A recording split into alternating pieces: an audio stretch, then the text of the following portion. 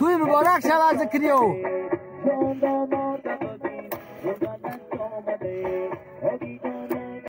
شاید 35-40 ساله ها شد که در اینجا توی معرکه گذشتگی نیست.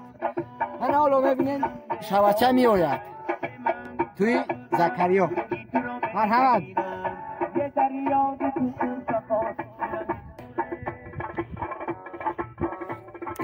سری خوب.